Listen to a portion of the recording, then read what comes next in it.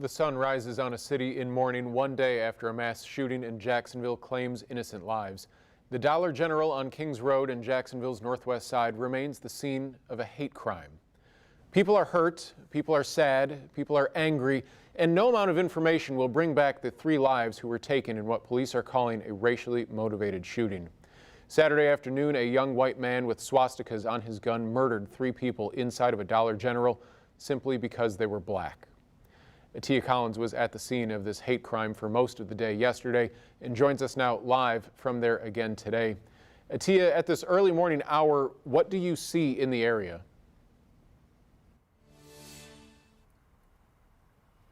Yeah, Rich, there are still police here on scene at Kings Road. That presence still focused around the Dollar General down at this intersection. Now, we're a little bit closer than where we were yesterday, and this is just part of the scene of what we saw yesterday. I arrived here around 1:30 p.m. and it was a very emotional and very frustrating scene from those who were on scene, just waiting to hear if their loved ones were part of those hurt in this act of violence. Now, when I arrived on scene, helicopters were seen circling the air and SWAT officers had their guns drawn. I saw some city council members arrive and they held a prayer circle in the middle of Kings Road while they were waiting for information from the sheriff on this shooting. We later learned, and it was confirmed, that 3 black people were killed in Dollar General on Kings Road, and that the shooter,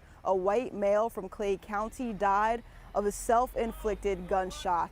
Sheriff T.K. Waters says the shooting was racially motivated. The suspect left a manifesto detailing a hate of black people and that the shooter's rifle had swastikas on it. Now, we had a chance to talk with neighbors who were here on scene, and they reacted to the information that the sheriff shared, and they called this violence heartbreaking. Take a listen.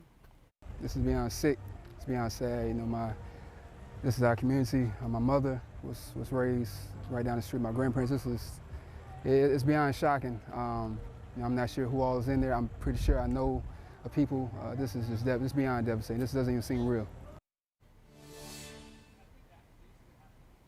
Now, at this time, the sheriff believes that this suspect acted alone, and the FBI has opened up an investigation into this shooting, calling it a hate crime. There are also some prayer vigils today in the aftermath of this act of violence. One of those will be at 9:30 at a church here on Kings Road. I will be attending that prayer vigil, so stick with us for that. There will be another vigil held later in the day, that time on your screen right now. That will be attended by Mayor Donna Deegan, Sheriff Waters, and City Council and state leaders. I'm going to toss it back to you in the studio, Rich.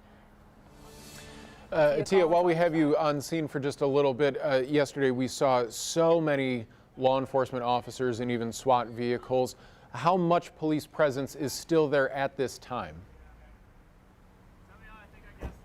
Yeah, Rich, you can see behind me, they do still have this road blocked off. Actually, right now, they are deterring drivers away from the Dollar General here on Kings Road. We still have a command center, it looks like, there behind me in front of that Dollar General. Multiple officers here outside right now, a lot of units with their police lights on, and that presence still heavy in this area.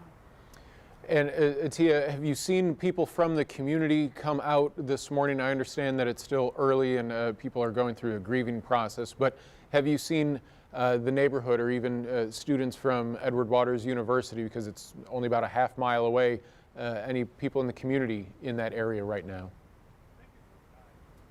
Yeah, Rich, like you said, right now it's still early, but I did hear a woman who came up here looking to go down Kings Road. She was talking to an officer right here next to us.